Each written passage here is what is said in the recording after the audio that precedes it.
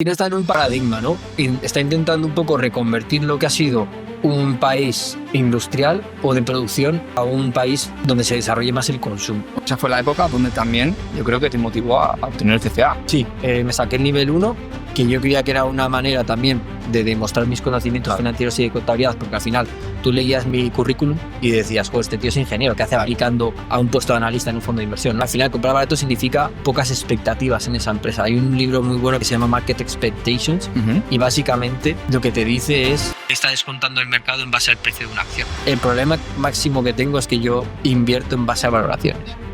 Yo sé cuánto vale Alantra, yo sé cuánto vale ERCAP, yo sé cuánto vale Pax, o creo. Que luego me equivocaré seguramente. Yo cuando no invierto no quiere decir que esté en contra o esté short o no lo crea. Al fin y al cabo, Yo soy agnóstico a muchas cosas. Yo entre ellas, una de las cuales soy agnóstico es Bitcoin. Pero porque me surgen muchas preguntas y no tengo respuesta. Creo que es mucho más importante ponerte a trabajar, conocerte a ti mismo y saber si has elegido bien la carrera o no, que seguir estudiando y mejorando para que luego igual no te sirva. la apuesta de la década. Tienes que hacer una inversión hoy y sabes que dentro de 10 años, o al menos probabilísticamente, sabes que esto no me puede salir mal. Este contenido se comparte únicamente con propósitos educativos e informativos. No debe tomarse como una recomendación para comprar o vender activos financieros, ni como asesoría fiscal o de inversión. Se aconseja consultar a un profesional financiero o fiscal especializado antes de tomar cualquier decisión y formarse adecuadamente. Tus finanzas personales no asumen responsabilidad alguna por las opiniones expresadas por los invitados en este podcast y vídeo. Hola, bienvenidos al canal. Hoy tenemos un vídeo muy diferente a lo que hemos hecho durante estos últimos 5 años. Hoy tenemos aquí a un invitado, el primer invitado del canal, que es Rodrigo. ¿Cómo estás? ¿Cómo estás, tío? Muy bien. ¿Y tú qué tal? Yo bien, la verdad, con ganas. Bueno, primero de todo, muchas gracias por invitarme. Nada, hombre. Estamos aquí en las oficinas en Madrid. La verdad que eres de los pocos invitados que he tenido yo creo en estos 2 últimos años, siendo gestor de un fondo de inversión. Y nada, tío, pues poniendo mi granito de arena de que des a conocer un poco pues también lo que hago y ayudarte también con el canal, que yo creo que te va a ir muy bien, tío. Y tanto. Bueno, Rodrigo lo conozco desde hace 5 años, creo, 2020, que te empecé a seguir con tu blog de Holy Finance, con todas las tesis de inversión. Aprendí muchísimo de él, así que nada, después de tanto tiempo, cuéntanos, para quien no te conozca, yo creo que... Bueno, yo creo que eres de las primeras personas que me ha seguido y que me ha hecho support, ¿no? en las redes desde el principio, tío. Cuando no era nadie, que al final yo me puse a escribir tesis de inversión en Twitter cuando pues empecé a saber sobre inversión y tal. Y tú siempre estabas ahí en plan, joder, muy buena tesis, tal, no sé qué, oye, voy a seguir esta empresa a la otra. El valor que añadías era tremendo. O sea, el nivel de análisis que yo veía 2020-2021, Sí. Oye, ahora por supuesto, pero marcaba mucho la diferencia. O sea, al final yo lo que buscaba, tío, era hacer algo diferente. Creo que hay muchos análisis que la gente sube a las redes sociales, pero son muchas veces muy superficiales. Y yo quería ir un paso más allá, ¿no? Un poco hacer deep análisis. Pocos análisis, pero que se fueran de mucha calidad y dedicación de muchas horas, ¿no? De reunirte con el management, de conocer muy bien la empresa, el sector. Y era un poco, yo creo que el factor diferente al resto de personas.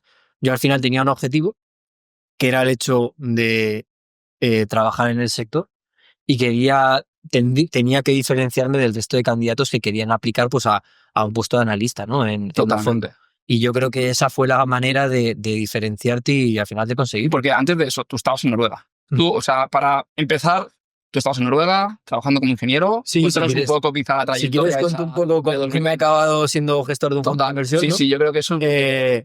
Lo primero de todo, yo pues estaba estudiando ingeniería de la energía, algo que pues no lo había estudiado pues porque no sabía qué hacer con mi vida, ¿no? Y acabé haciendo un máster en Noruega, también de electricidad. Y mientras tanto, paralelamente, pues tenía mucha curiosidad por el tema siempre de la inversión y finanzas. Lo que pasa es que nunca había tenido ese puente, ¿no? De poder iniciarme en el mundo de la inversión, de la contabilidad y de las empresas, hasta que llegó un día y, bueno, pues a través de YouTube empecé a ver vídeos y conocí lo que era lo que se llama el value investing, ¿no? Y en el value investing, pues eso me hizo empezar a leer más sobre contabilidad. Y llegó un momento en el cual, pues cuando acabé la carrera, me abrí una cuenta en Twitter y empecé a analizar empresas, a invertir también en ellas y lo compartía con todo el mundo. De hecho, empecé haciendo hilos en Twitter que eran como muy básicos. Y luego ya se fue poco a poco, según iba yo avanzando en mis conocimientos, desarrollando un poco las tesis y cada vez haciéndolas más complejas y más avanzadas. Llegó un momento en el cual, mientras yo estaba trabajando de consultor en Oslo, pues le dedicaba 8 horas a trabajar y otras casi 6, 7, 8 horas a inversión, a estudiar, a mirar empresas y tal. Eso durante 3 años, los 365 días del año, sábados y domingos incluidos, festivos también, pues llegó un momento en el cual yo tenía un poco la vida un poco desbalanceada, ¿no? Trabajaba, estudiaba mucho, pero la parte, por ejemplo, social y de pues, ir al gimnasio, jugar al fútbol, pues no lo hacía. Entonces estaba muy obsesionado y enfocado en esa parte de mi vida, pero que, bueno, pues que yo creo que no era sostenible a largo plazo. Y llegó un día en el cual dije, joder, Rodrigo, si lo que te encanta, lo que te apasiona y lo que te obsesiona es la inversión, ¿por qué no dejas tu trabajo de consultor y intentas bueno, pivotar hacia el mundo de la inversión, ¿no? Y lo conseguí. La verdad que me fui con una mano delante y una detrás de Oslo, me fui a Madrid y empecé a aplicar. Y todo esto de manera autodidacta al principio, ¿no? Autodidacta total. Es decir, tú llevas a casa libros de value investing. Libro de value investing y sobre todo analizar empresas. Claro. Y todo lo que no entendía, intentaba aprenderlo. Y al final yo creo que en inversión es como aprender en bicicleta. Una vez has aprendido, eso no se te olvida, ¿no? O sea, una vez aprendes lo que sé, el working capital, que es, o el ROE, el ROIC, el valor compuesto, cómo generan valor las empresas, eso tú cuando ya lo entiendes. Con sus matices y diferencias, pero Exacto, al fin y al cabo. Exacto. Y siempre cada empresa te da un valor añadido. El hecho de cada vez saber más de sectores, cada vez saber más de empresas hace que cada vez tengas un contexto y una experiencia mayor que te sirve pues, para poder analizar cada vez mejor. Entonces, bueno, me volví a Madrid sin trabajo, estuve 6 meses aplicando, fueron 6 meses duros, la verdad. Que esa fue la época donde también yo creo que te motivó a obtener el CFA. Sí, me saqué el nivel 1, que yo creía que era una manera también de demostrar mis conocimientos financieros y de contabilidad, porque al final tú leías mi currículum y decías, joder, este tío es ingeniero, ¿qué hace aplicando a un puesto de analista en un fondo de inversión, ¿no? Entonces intenté pulir esas cosas que yo creo que en el currículum pues eran diferenciales con respecto a otras personas, me saqué el nivel 1 y estuve sacándome el nivel 2, pero justo encontré trabajo el mes antes. Y de hecho, bueno, pues la persona que me ofreció trabajo me dijo, no, ahora te tienes que entrar 100% en el fondo, el CFA lo pausamos para otro momento y ya está. Y no he tenido ahora mismo el tiempo necesario para poder retomarlo, pero la verdad que me parece una certificación bastante interesante. Entonces, bueno, empecé en un fondo, bueno, en un family office mexicano, que era de una familia bastante importante mexicana que se había mudado parte de ella, de la familia, a Madrid a vivir, que es algo típico que está pasando en los últimos años en la capital. Y bueno, pues gestionamos allí un pequeño hedge fund de unos cuantos cientos de millones y yo entré de analista. Y llevaba toda la parte de análisis, la parte de modelaje y tal. Estuve allí un año y de repente pues se me surgió la oportunidad en Atitude, en la cual pues me dijeron, oye Rodrigo, estamos interesados en ti, nos gusta el trabajo que haces y estarías interesado en ser gestor de un fondo de small caps, te ponemos parte del capital, tú pones el resto y empezamos el proyecto. Muy bien. Y claro, yo tenía 30 años, bueno, ahora tengo 32, tenía 30 años y yo luego pensé y dije, joder, esto es un tren que yo creía que me iba a pasar cuando tendría 40. Claro.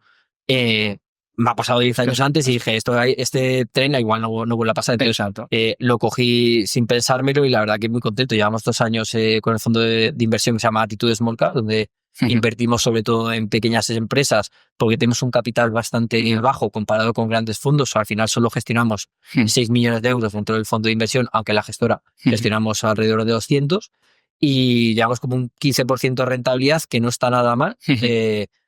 Para la que está cayendo y tanto y sobre todo con el enfoque que tenemos, que es sobre todo 60% Europa, 30% Asia, ¿no? Que al final, pues Europa y Asia son 2 regiones que están un poco denostadas comparado con Norteamérica, ¿no? Antes de pasar al fondo, volviendo a CFA, para toda la gente que está estudiando en CFA, ¿tú crees que marcó una diferencia clara, ya sea por tu trayectoria, por conocimientos, por facilidad de introducirte en la todo lo que es la gestión de activos y demás, ¿o no? Yo te diría que el CFA hay dos razones para hacerla. Uno, por currículum y dos, por conocimientos.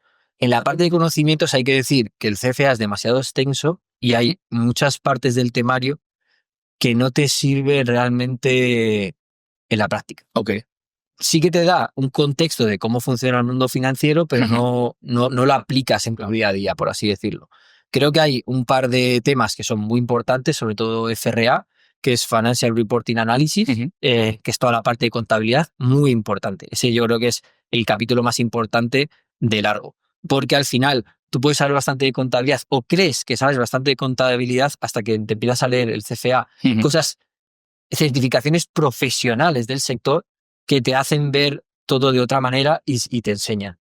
Yo creía que tenía un conocimiento de contabilidad alto o medio y sin embargo pues en el CFA me sirvió para pulir ciertos aspectos, no solo con el nivel 1, sino también con el nivel 2. En tema de conocimientos, lo que te digo, yo creo que hay ciertos capítulos que son muy importantes, otros menos. Son muchísimas horas. Yo creo que le dediqué en torno a 400, 500 horas. No veas. Y full time, ¿no? Recuerdo que a lo mejor estabas... En ese aspecto no, yo me acuerdo que me levantaba a las 6 de la mañana, estudiaba de 6 de la mañana a las 8 de la mañana, luego me iba a trabajar, volvía a las 4 y ahí volvía a estudiar el CFA y me ponía también a analizar tesis de inversión. No veas. Es decir, a aplicar todo lo que estaba aprendiendo en el CFA, ya sea, pues, por ejemplo, en bonos, en opciones, en equities, etc. En tema de currículum, yo creo que es bastante diferencial. ¿Por qué? Al final, lo que va a hacer que encuentres trabajo va a ser tus conocimientos. ¿Vale? O sea, realmente te van a hacer un test de decir, oye, en el test final decir, oye, analízame esta empresa. Básicamente, si tienes los conocimientos necesarios, eso es lo que te va a hacer que encuentres trabajo. Pero el CFA sirve para ese primer filtro de ver 100 currículos y decir, oye, voy a hacer en la primera entrevista a 10. Tú piensas que al final estás compitiendo con muchísima gente que quiere ese puesto de trabajo. ¿Quién no conoces que no le gustaría ser un analista de un fondo de inversión? Claro. Muy poca gente te diría que no. La mayoría les encantaría ese tipo de trabajo. ¿Qué pasa? Que compites con mucha gente frente a una oferta que es bastante pequeña, muy reducida. El otro día estaba hablando con un amigo mío, no creo que haya más de 200 personas en toda España que se dediquen al fondos de inversión. Ostras, ese dato no lo tenía. Gestionando. Ostras. Seguramente 200 o menos. Wow. Entonces, es mucha gente que quiere entrar y muy pocas plazas. Al final, todo lo que sea diferenciador para que te hagas la primera entrevista es clave. Claro. Es clave. Y volviendo al fondo, ¿por qué te decantaste por las small caps? ¿Por qué no irte directamente a otro tipo de sector, incluso tamaño de empresa? Yo creo que por dos razones. Uno, yo creo que el contexto actual es muy bueno para empezar un fondo de small caps. Creo que estamos en mínimos relativos comparado con otro tipo de inversión, ya sea big caps, ya sea cualquier otro tipo de estrategia. Creo que las small caps están muy denostadas. ¿Por qué? Pues una de las razones principales es que al final la mayoría del dinero está yendo a inversión pasiva, no activa. Hay muy pocos índices que entran en small caps y en micro caps. La mayoría de las empresas que yo tengo no hay ningún índice. Esa empresa no está dentro de ningún índice, no está indexada. Entonces, al final, compites con muy poca gente. Claro. Porque la mayoría de la gente está metido a fondos, a ETFs o a índices indexados, o índices indexados, fondos de inversión indexados, y al final, pues se crea esa ineficiencia al menos a corto o medio plazo. Yo creo que es muy buena época para empezar las small caps, y luego, segundo, tú piensas que llevo desde 2018 analizando solo small caps. ¿Por qué? Porque yo, cuando empecé, tenía un patrimonio bastante bajo, y digo yo, joder, mi valor añadido frente al resto de analistas, que seguramente la mayoría sean mejor que yo, ¿cuál es? Dedicarme a cosas que nadie mira. Esto es como si empiezas a jugar al fútbol y ya quieres empezar a jugar en primera división. Claro. Yo prefería empezar a jugar en tercera división, es decir, con las microcaps, small caps, empezar a ganar ahí, que no tienes tanta competencia, yo pienso. Puedes encontrar muy buenas empresas de calidad, de growth y encima a muy buenos precios. Lo único que pasa es que al final tienes que ser mucho más paciente, ¿no? Si alguien no está mirando una empresa mid-cap, pues imagínate una empresa mucho más pequeña, ¿no? Claro. De hecho, nos ha pasado. Hace 2 meses nos auparon una empresa, una microcap de 50 millones de euros de valor, de valor de mercado en Italia, y la familia pues la ha intentado, bueno, la ha excluido de bolsa, y éramos los únicos que estábamos invertidos institucionales en esa empresa. Claro. Entonces no tienes poder. no tienes mucho poder, no es lo normal, es la Ujú. excepción a la regla. La mayoría de las familias Ujú. quiere seguir estando en la bolsa, pero bueno, te da un poco dónde está el mercado, ¿no? Claro. Que la familia lo ve tan barata la acción que dice, oye, pues la sacamos de bolsa pagando un 20% premium y ya está. Y luego al final ves la familia que tiene igual el 75% de la empresa, el resto del 25%, pues Claro. es prácticamente, bueno, gente desconocida, ¿no? Gente que no es institucional. Y en Attitude solamente os basáis en small caps actualmente. En Attitude, bueno, tenemos diferentes fondos. Tenemos Ajá. fondos de trading, tenemos fondos, bueno, de retorno absoluto, Ujú. tenemos fondos mixtos, Ujú. pero en el Attitude Small Caps, Ujú. yo solo me centro en Small Caps y luego hago una pequeña porción de la cartera en opciones. En opciones que es simplemente venta de puts, es Ujú. decir, oye, yo quiero esta empresa, pero a un precio mucho más bajo Ujú. del actual. Si llega, te compro las acciones, pero si no llega, me tienes que Llega, pagar ¿no? un premium, ¿no? Entonces, eso nos da un retorno normal, si no nos ejecutan, de en torno al 12-15% anualizado, simplemente por decir que quieres comprar una Exactamente. empresa a un 20-25% por debajo del valor al que cotiza actualmente, ¿no? Muy Entonces bien. nos parece interesante. Muy bien. Y a nivel de identificar empresas, por ejemplo, ¿cómo tú decides identificar o cribar esas empresas para ser potenciales inversiones dentro del fondo? ¿Son empresas que ya tienes en el radar? ¿Son empresas que las conoces desde hace años cuando empezaste en 2018? ¿Cómo generas esa idea para convertirse? Vale, una de las cosas más importantes que yo creo que tengo actualmente es mi watchlist. Ahí Entonces, voy. tú piensas que igual le dedico 100 horas a una empresa o 200.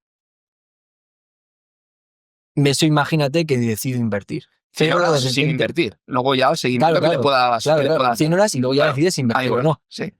Pues imagínate que inviertes, en el mejor de los casos, te hace pues, un 6, más 30%, más 40%, decides vender para comprar otras acciones, pero ese conocimiento ya lo tienes para una posible o segunda oportunidad en el Claro. futuro, porque esa empresa igual, por cualquier razón, puede caer un 30 o un 40% y decís, oye, vuelvo a ella.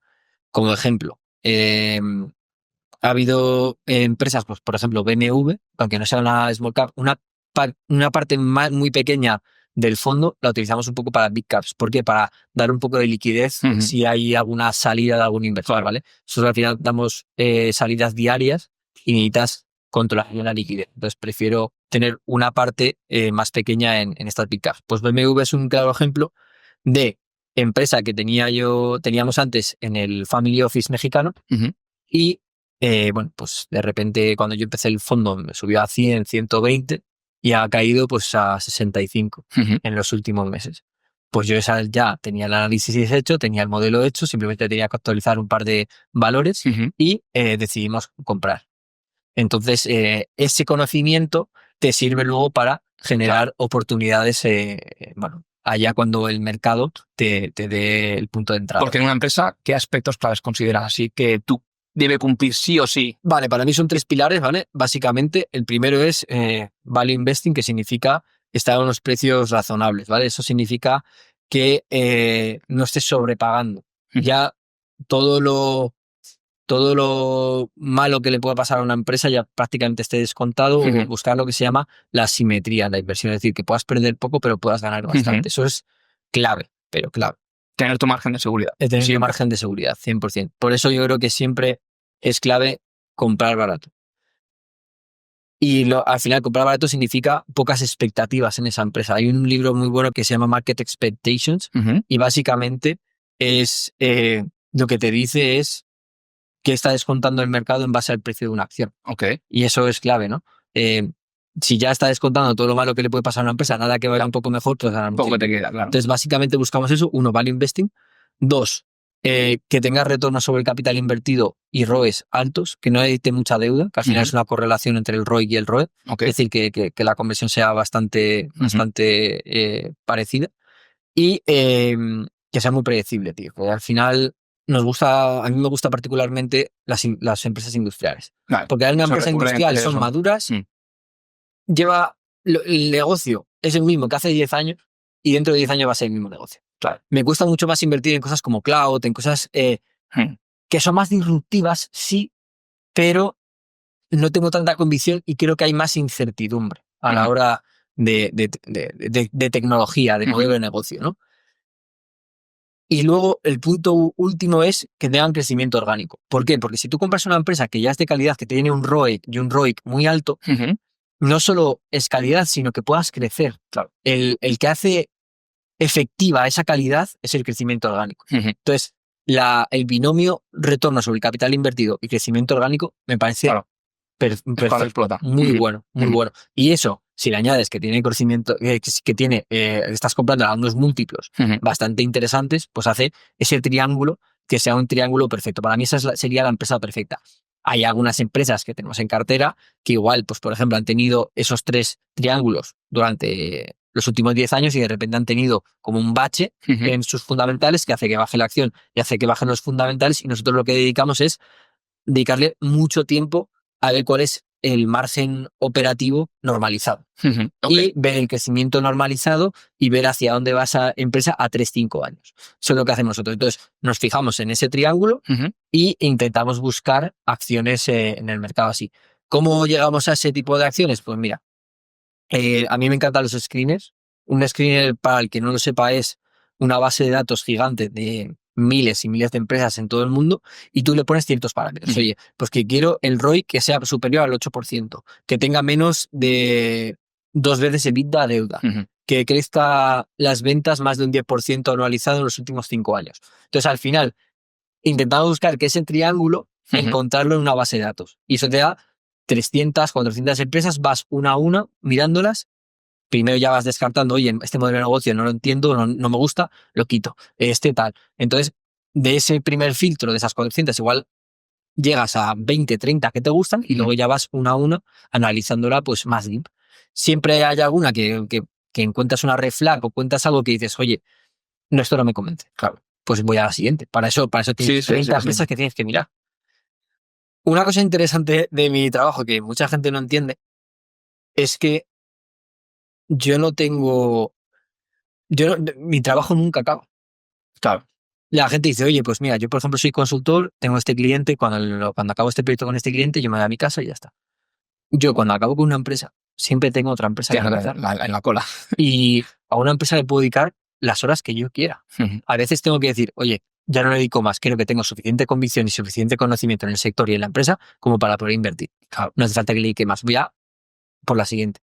Y es algo que la gente le sorprende, decir, oye, Rodrigo, ¿tú hasta qué hora te quedas? Pues muchas veces digo, oye, mira, yo a las 6, 6:30 cierro el ordenador y me voy a mi casa, porque tengo cosas que hacer que podía seguir hasta las 10, 11 de la noche, sí, pero al final yo necesito es un poco balance en mi vida, ¿no? Claro. Decir, oye, que es que no te quemes en el corto plazo porque esto es una carrera de maratón. Exactamente. Es una carrera de maratón. Entonces, eso es lo que hago, los screeners, luego también busco empresas a raíz de otros fondos de inversión, ves, oye, ¿qué tiene este fondo interesante? Pues me voy mirando alguna posición, también leo tesis de inversión, pues por ejemplo, de inversores privados. Al final puedes encontrar ideas en cualquier lado. He visto... Lo que sí que te digo es que al final nosotros haremos nuestro propio análisis. No nos intentamos sesgar por un análisis que ya... Sí, no tiene nada que ver. Una cosa es que te generes la idea y otra cosa que a lo mejor incluso no acabes invirtiendo en esa compañía, sino incluso en la competencia a lo mejor. O sea, a veces no puede ser no solamente la empresa que tiene ese fondo en cartera, sino que quizás es interesante evaluar el sector ese y la competencia que tiene alrededor de esa empresa. Nos ha pasado bastante de estar analizando un sector, estar invertidos en una compañía y luego vas tirando el hilo y dices, hombre, pero si está esta compañía que no la conocía con un mejor management a unos precios más baratos y con mejores perspectivas y menos riesgo igual de ejecución que otra empresa, y rotamos. Muy bien. Y nos sigue también un poco hablar con los competidores. Claro. Nosotros, una empresa que tenemos en cartera que se llama Verallia, que es una embotelladora de vidrio en Europa, nosotros hemos hablado con todos los competidores que tiene. Always Illinois, Vidrala. Y eso te hace Petropac, te hace tener un contexto del sector mucho más amplio. De hecho, el Investor Relations es muy gracioso porque el Investor Relations de Veralia a mí me ha preguntado, oye, tío, pásame lo que te dicen los competidores porque Qué a nosotros bueno. nos interesa. Claro. Lo que Sí, les sí. preguntas uno, lo que te parece Sí, interesante sí, sí. y lo que ellos te cuentan, porque yo hago mucha pregunta entrelazada. Le pregunto a Veralia sobre Always Illinois, Vale. le pregunto a Vidrala sobre lo que está haciendo Veralia en Francia o en Brasil, y al final lo pones todo en contexto Sí, sí. y es muy interesante. Eso me recuerda a una entrevista de Buffett, ¿no? Que le hicieron y dijo que a veces, cuando analizaba un sector, tenía mucho know-how porque lo que hacía era precisamente era ir a la competencia y preguntarle qué hacía la competencia mejor o incluso en qué se fijaba en ese sector, la competencia, cómo estaba mejorando, qué no estaban haciendo ellos. Y claro, al fin y al cabo empiezas a coger esos conocimientos de cada uno de la directiva y te formas tú como esa empresa casi perfecta en el sector, ¿no? Totalmente. Y he visto que tienes bastante exposición a Asia. ¿Cómo evaluáis ese riesgo geopolítico o cómo crees que puede impactar en esas valoraciones, retornos, etcétera? Porque has dicho que compráis baratos. Obviamente entiendo que descartáis la parte de Estados Unidos por la Sí, empresa que está cotizando actualmente, yo creo. sí, actualmente el tema de las geografías es una consecuencia de las valoraciones que vemos, ¿vale? Yo podría estar 100% invertido en Norteamérica si hubiera oportunidades de inversión en Norteamérica. A mí no tengo nada en contra de Norteamérica, ni en contra, yo qué sé, de África o de cualquier país o continente. Eh, el tema es que nosotros al final las valoraciones nos llevan ahora mismo a Europa un 60% y a Asia un 30%. En Asia el ángulo es un poco diferente a Europa. Te encuentras unas compañías que creo que en Capital Location son bastante peores, son bastante más conservadores, les gusta, por ejemplo, no trabajar con deuda, trabajar con caja neta, son más dividenderas, están más baratas. Entonces, nuestro ángulo ahí es un poco invertir en empresas con alto dividendo.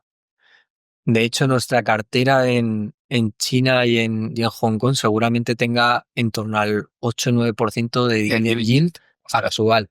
Si lo normalizamos a un 2019-2018, estoy hablando de que igual en nuestra cartera de asiática está un dividend yield por encima del 15-20%.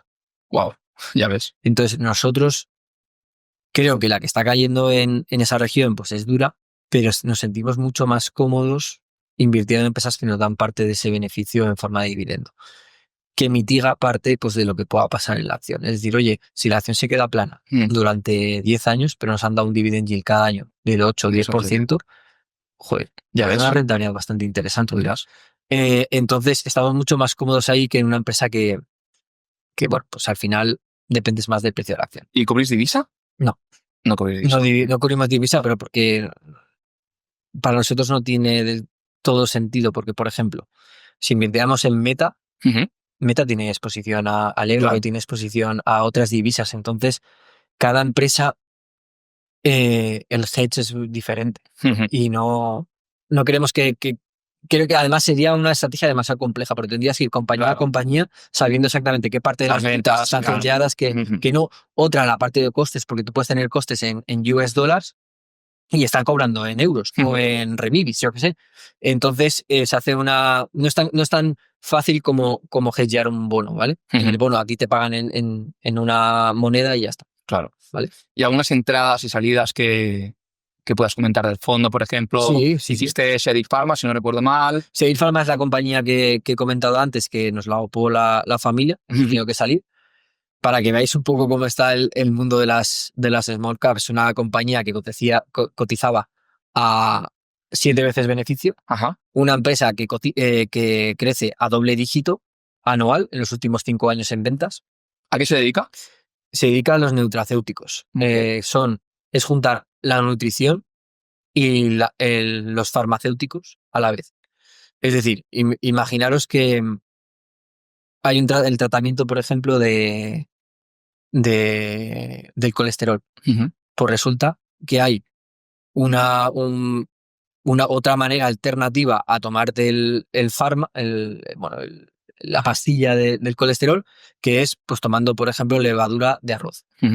Eso hace que te baje los niveles de colesterol y sea utilizando la nutrición para uso médico.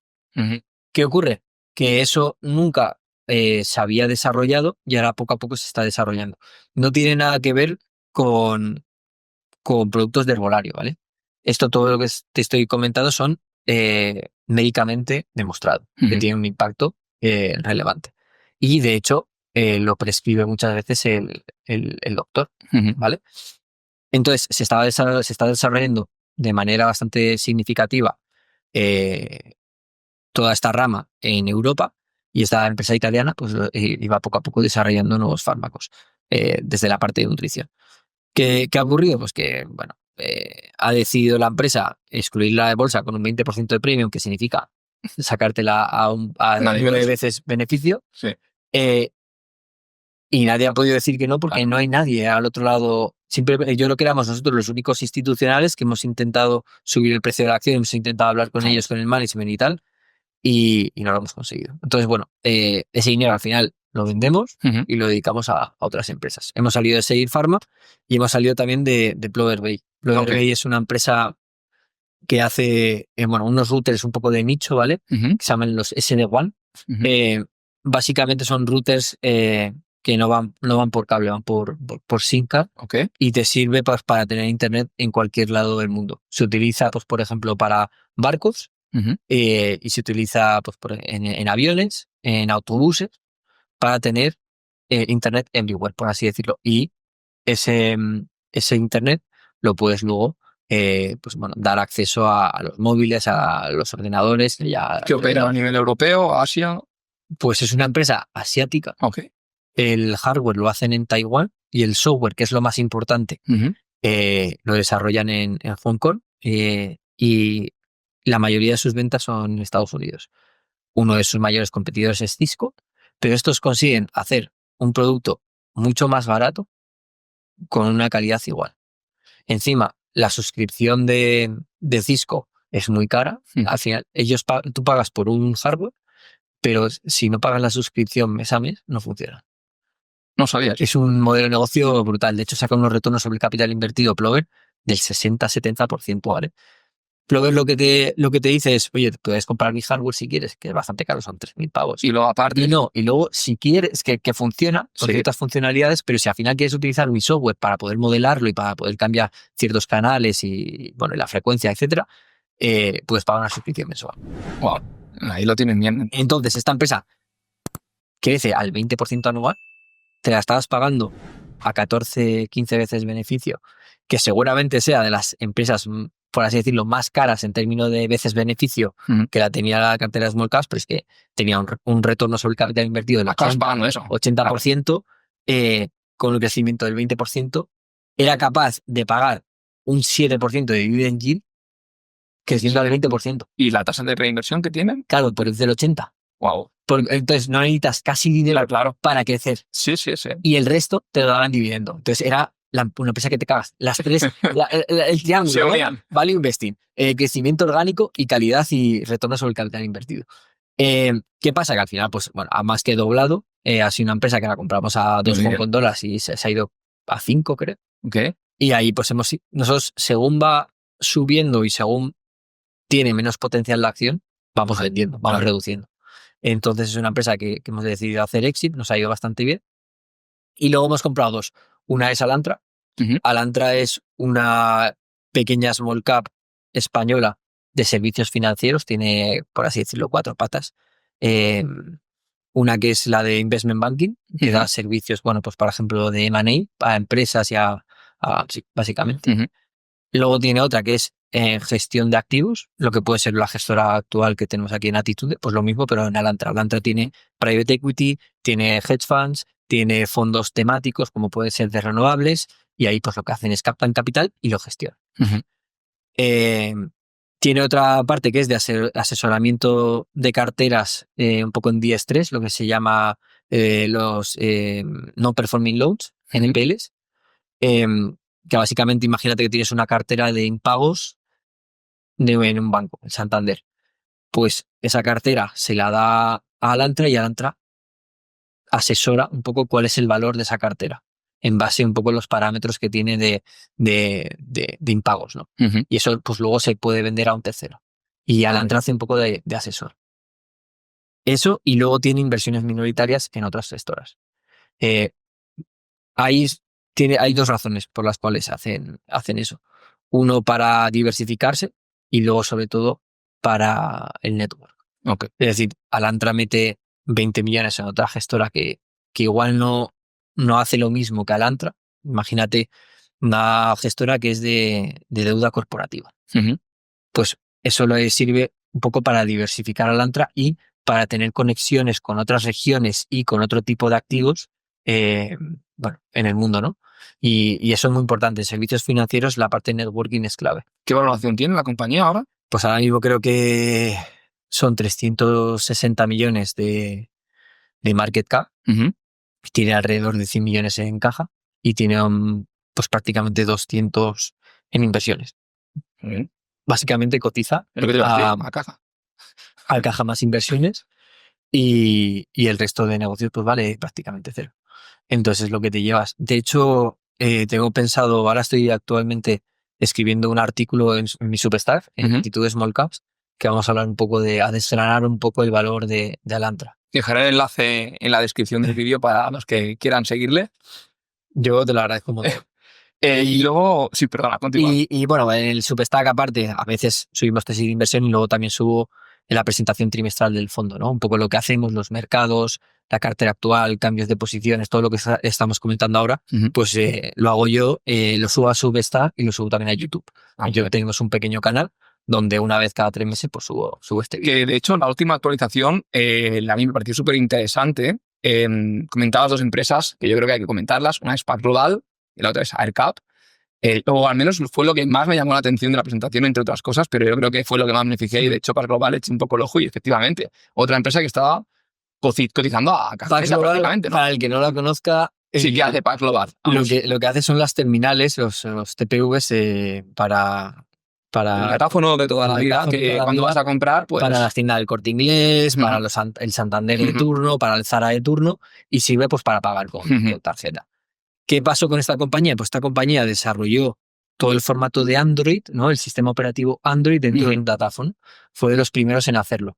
Entonces, sus competidores de turno, que eran los Verifone, los Ingenico, iban muy por detrás en esas versiones, ¿no? de datáfono. Y poco a poco, pues Pax ha conseguido expandirse no solo a Europa, que lo podemos ver ahora mismo en España, que es una marca muy común de datáfonos, sino también a Sudamérica, y ahora se está empezando a expandir por India y por Norteamérica. ¿Qué ha ocurrido? Que al final tú dependes mucho de cuántas tiendas se vayan abriendo en el mundo. Claro. Que si se abren más Zaras, pues necesitarán más datáfonos. Eso número uno. Y luego también del reemplazo, ¿no? El coste de reemplazo. Pues ahora un poco con la crisis, los retail lo están pasando muy mal. Las típicas Nike de turno, Adidas, Starbucks, McDonald's, todas estas empresas están pasándolo bastante mal y su presupuesto para nuevos datáfonos pues ha bajado bastante.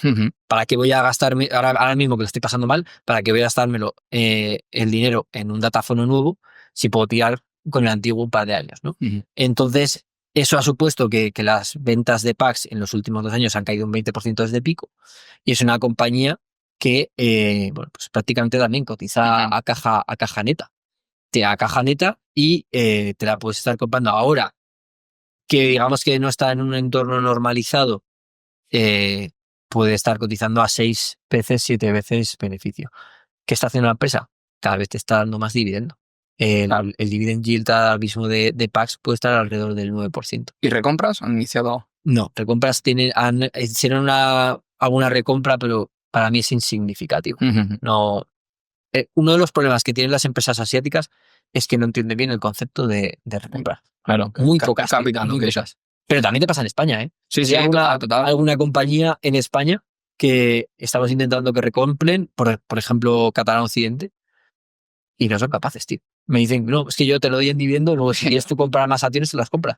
Claro. Pero no entienden el valor añadido de recomprar. Claro, no son capaces de entenderlo, tío. Y muchas veces ciertos directivos te dicen que es un poco utilizar el precio de la acción de manera artificial, que tú mismo te subes la acción. Que yo ahí no estoy de acuerdo, sinceramente, pero bueno. Al fin y al cabo no. Entonces, tanto en Asia como en algunas empresas españolas no está bien visto Claro. o no entienden del todo el valor añadido. Es algo que también es algo te que fijas en las recompras. Yo, por ejemplo, en lo personal, sí que me fijo que una empresa, Sí. al menos los últimos 5 años, Sí, que sí. hayan, que no hayan, por lo menos que si han emitido acciones, que han recomprado Sí. esa misma cantidad al menos. Y el claro ejemplo de eso es el CAP. El CAP Ahí vamos. en los últimos años yo creo que se ha recomprado el 20-25% de sus acciones. Ya ves. ¿Por qué? Porque tiene... ¿Qué hace el CAP? Para que Bueno, no, vale. que no conozca la empresa. El CAP es la empresa más grande dueña de aviones en el mundo. Ok. Es la mayoría, bueno, está bastante diversificado, pero es el líder en compra de aviones. Luego esos aviones los alquila a las aerolíneas Ujú. y pues con contratos de 7, 8, 9 años, bueno, va repagando ese interés que tienen de apalancarse y de financiar el avión y con eso va generando un beneficio. Y luego al final de ese contrato lo venden. Ok. ¿Y qué ha pasado? Pues que esta empresa ha estado cotizando a unos múltiplos muy bajos, a un 50% de descuento sobre el valor de los aviones. ¿Y qué ha hecho? Oye, me vendo los aviones y me empieza a recomprar acciones. Ok. Entonces, el valor añadido que generas es brutal. Ujú. Es brutal. Y bueno, básicamente lo que ha pasado es que el management ha hecho un capital allocation perfecto. Y eso ha supuesto pues, que ha generado un valor añadido y muy importante bueno, a los accionistas. De hecho, es una empresa que ha pasado por 2 crisis en los últimos años. Uno, el COVID, que le fue muy mal. ¿Por qué? Porque las aerolíneas estaban muy jodidas porque no podían volar y algunas de ellas quebraron. Y luego también ha tenido el problema del embargo de aviones por parte de Rusia. O sea, pues tengo que decir. Y sin embargo, la acción ha doblado prácticamente desde Claro, porque los últimos años. incluso teniendo en cuenta el periodo del COVID, es una empresa que al fin y al cabo, aunque los aviones estén parados, ella sigue cobrando por los contratos que tiene. Exacto. ¿No? Exacto. Es decir, da igual, al fin y al cabo tú tienes un contrato de arrendamiento y tú tienes que cumplir con él. Uh-huh. Y ahora, exacto, y las perspectivas ahora mismo del sector aviación son muy buenas porque Airbus y Boeing, que son los únicos fabricantes, o bueno, los 2 fabricantes más importantes de aviones, tienen muchos retrasos. Uh-huh. ¿Por qué? Porque han parado toda su producción durante los años de COVID, porque había un exceso de aviones, y eso ha hecho que mucho personal cualificado se haya ido de la empresa. Uh-huh. Ahora tiene que estar formando gente nueva. Encima, Boeing tiene muchos retrasos porque está teniendo problemas con ciertos modelos, como todos sabemos, Uh-huh. del 737, etcétera. Y eso ha hecho que no estén saliendo aviones nuevos como debería y la flota actual de aviones en el mundo cada vez es más antigua. Claro. Que está haciendo que el precio de alquiler de cada avión haya subido de manera radical. Y el precio de los aviones de segunda mano también haya subido. Claro, es una cuestión de oferta y demanda. ¿Pero qué ha ocurrido? Que el CAP ha cotizado siempre por debajo de valor en libros. Han dicho, oye, todos los aviones que me vayan vendiendo los voy vendiendo a valor en libros o por encima, que los he estado vendiendo hasta un 20% premium por encima de valor en libros y yo me voy recomprando la acción a un 20-30% de descuento. Entonces, en una transacción instantánea estás creando casi un 100% de valor. Bueno, pasamos al bloque 3, hablar de activos reales, inmuebles. ¿Tienes alguna parte de tu patrimonio en inmuebles? ¿Tienes pensado invertir en ellos? ¿Cómo ves este tipo de inversión? Yo personalmente no tengo ningún activo. Sí que es cierto que he estado mirando en los últimos años de manera bastante activa. Uh-huh. De hecho, hace un mes y medio estuve a punto de comprar un activo, pero al final la oportunidad no se cerró. También es cierto que al final mi familia tiene mucho patrimonio ya en real estate y creo que no sería sensato por mi parte dedicarle demasiado parte de mi patrimonio al real estate. Pero bueno, siempre estamos mirando, ¿no? Alguna oportunidad que pueda surgir. Creo que también ahora mismo en el ambiente en el que estamos seguramente no sea el mejor para invertir de la historia, pero bueno, siempre surgen oportunidades, ¿no? En el tema de rates y cosas cotizadas, la única que sigo y que siempre me parece interesante y que miramos en el Family Office fue Merlin Properties. Okay. Que es una compañía que tiene la parte de data centers, la parte de logística, oficinas, no tiene de residencial y es bastante interesante. Uh-huh. Y luego aparte pues tenemos un equipo directivo que es Ismael Clemente, que es una persona muy buena y tienes una corporación como Merlin que que tiene muchísimos activos y creo que solo opera con 100, 150 empleados, ¿no? Una empresa muy eficiente en real estate comparado con otros competidores de Gran Bretaña y del resto de Europa. Pero bueno, pues a día de hoy no hemos invertido, aunque la tenemos como, por así decirlo, en la watchlist, ¿no? El modelo hecho, sabemos cuánto vale, lo que pasa es que creemos que hay mejores oportunidades que a día de hoy, Berlín. Pero bueno, creo que la inversión en real estate es siempre interesante. Lo que me da un poco más de miedo seguramente sea la parte residencial. La parte residencial es preocupante, yo creo que la regulación, es preocupante también las valoraciones y creo que hay muchas maneras, ¿no? de que igual el precio de los activos en real estate en residencial pueda cambiar, ¿no? En el medio plazo, si se hicieran las cosas bien. Un Milei, ¿no? Que por ejemplo ha hecho mucha desregulación en el sector, pues ha hecho que los precios de los activos se han caído de manera significativa en Argentina en el último año, ¿no? Porque eso podría pasar en España. Sí, al fin y al cabo es un caso de oferta y demanda, y centrándome en la parte que está buscando oportunidades, ¿solamente te centras a nivel nacional o también buscas fuera de España? Porque sabemos cómo está aquí la situación y no por no cerrarnos aquí. No me gusta cerrarme. De hecho, ya me conoces, ¿no? Tenemos inversiones en Polonia, en muchas partes de Europa, en Georgia, también en Asia, ¿no? Que está bastante lejos, pero aún así me gusta siempre estar informado de todo lo que pasa en el mundo o en Brasil. Y he estado mirando inversiones inmobiliarias, uno en Tailandia, que es un país que me encanta. Es de mis países favoritos. Y yo creo que estoy muy bullish con Asia y específicamente con Tailandia. Me gustan mucho las dinámicas ahí de población, etcétera. Y luego otra que también he estado mirando es actualmente República Dominicana. República Dominicana tiene un atractivo que es también el tema de los impuestos y tal. De hecho, puedes irte allí a vivir, que si tus beneficios y tus ingresos vienen de fuera del extranjero, no estás al 0%. Un sería. Exacto, y se está desarrollando de manera significativa en los últimos años. Puedes comprarte allí pues una villa de estas, interesante, con una rentabilidad pues en torno al 5 o 6%. Muy bien. Yo desconozco cómo funciona allí todo el sector, pero tú como extranjero, por ejemplo, en Tailandia, yo no sé si puedes comprar siendo no residente, o tienes que ser tailandés, tenía entendido. En Tailandia tienes ciertas restricciones con el tema de la tierra, pero siempre hay alguna triquiñuela que puedes encontrar y ahí te tienen que asesorar bien, tienes que ver el tipo de activo y tienes que hacerlo de una manera bastante compleja, ¿no? Para que no tengas ese riesgo, ¿no? En el tema de la tierra. Y otro país donde tengo un amigo mío que es jugador de fútbol en Chipre y que conozco bastante bien, que he ido un par de veces allí, pues también he estado mirando el tema de alguna compra de algún activo en Chipre. Lo único malo que tiene el tema internacional es que no puedes pedir hipoteca o no te es tan fácil pedir una hipoteca de manera física. La única manera que podrías pues sería, oye, Rodrigo, igual imagínate que tiene 500.000 euros en el fondo Actitude Small Caps, ignora 250.000 y con esos 250.000 pues pagas un activo y luego te vas poco a poco desapalancando. El problema es que ahora... Ahora que has dicho este pignorar, explica un poco qué significa pignorar para la gente que no... Pignorar es poner de colateral un activo que tienes, ponerlo de aval, por así decirlo. Tú tienes de todas maneras, uno, mediante una hipoteca, en la cual el aval pues normalmente es el activo, es el piso, y luego el depósito que pagas, que muchas veces en España pues hace un 90-10, un 80-20, y eso pues lo tiene un poco de asegurado el banco que te está prestando el dinero de que lo ha recuperado y que al final pues el colateral es el activo.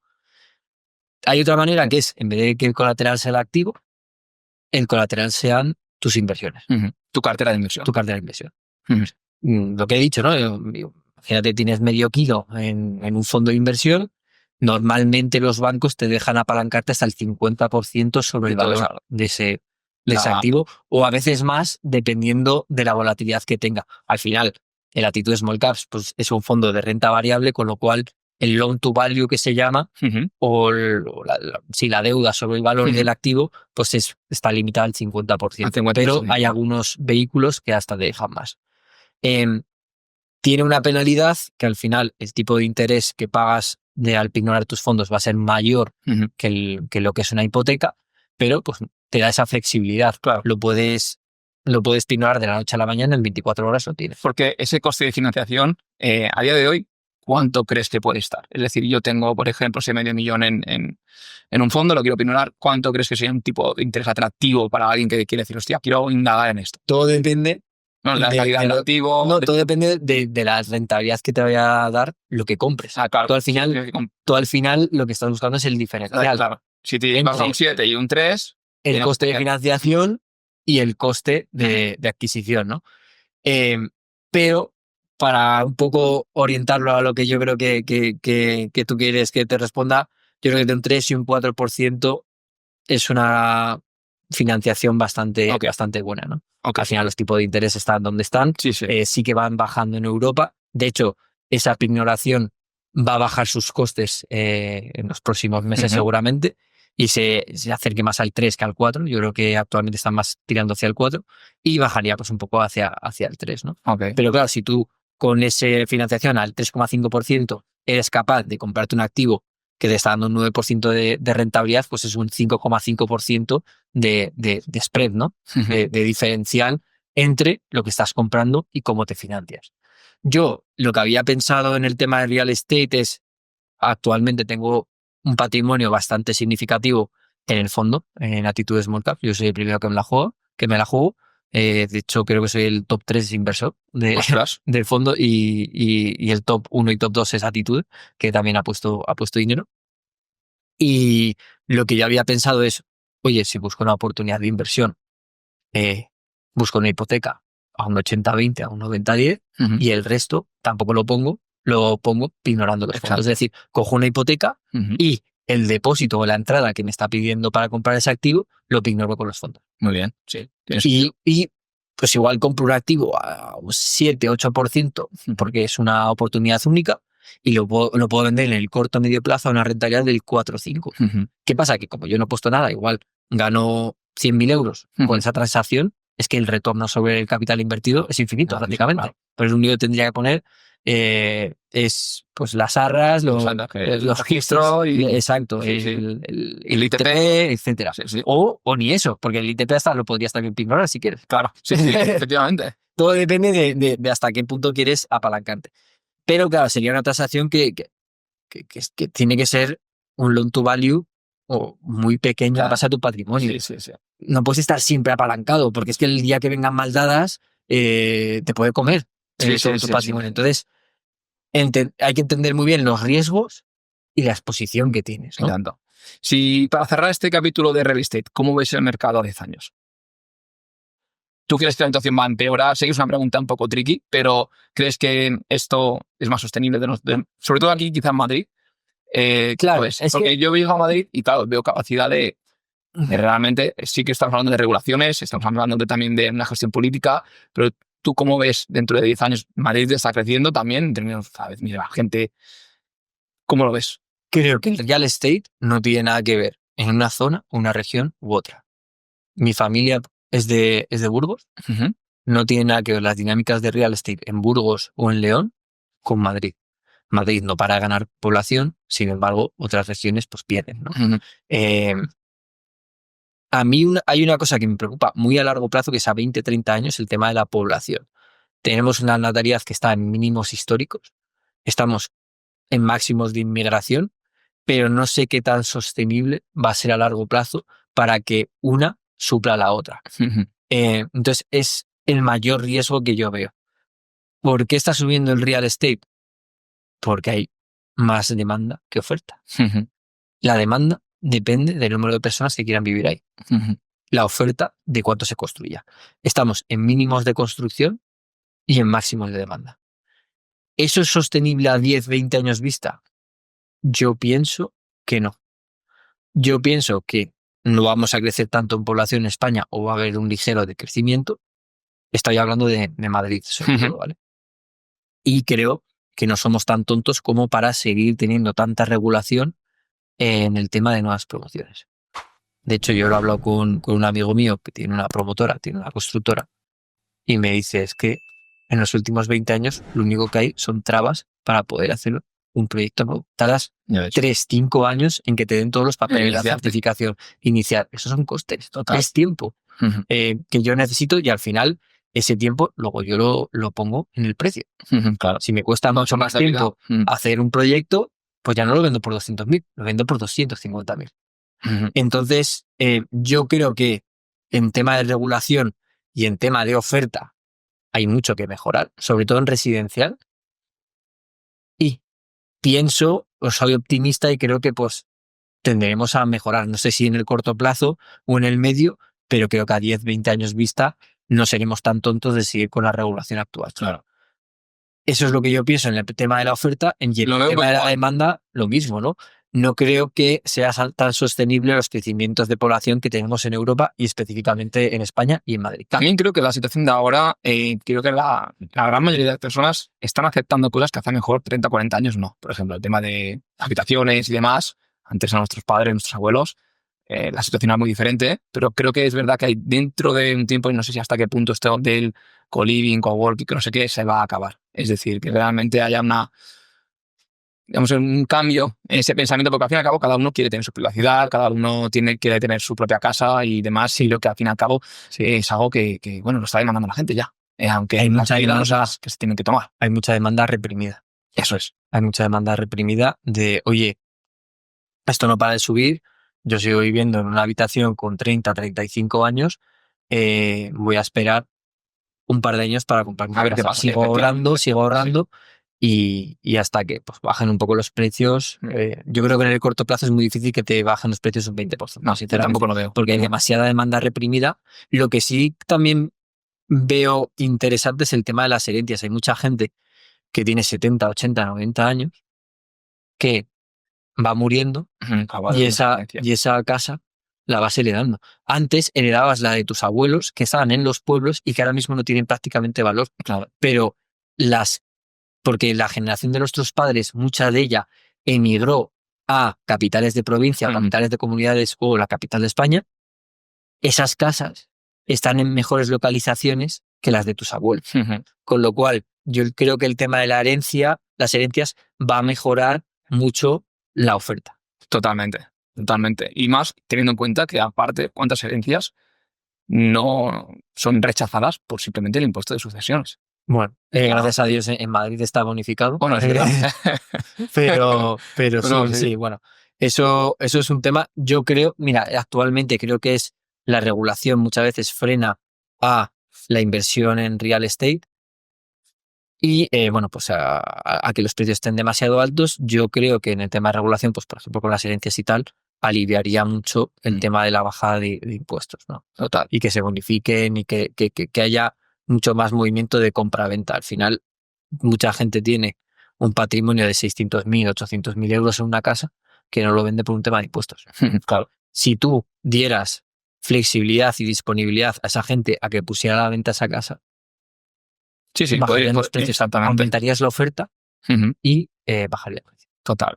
Siguiendo con el hilo de activos reales, pasamos, si quieres, a hablar de oro y de Bitcoin. ¿Has invertido en oro? ¿Tienes pensado invertir en oro? ¿Cómo ves el valor del oro a día de hoy que está en máximos históricos? ¿Qué opinión tienes acerca de ello? Pues no tengo ninguna criptomoneda, no tengo nada de oro. Ni en la ola de 2017, que todo el mundo...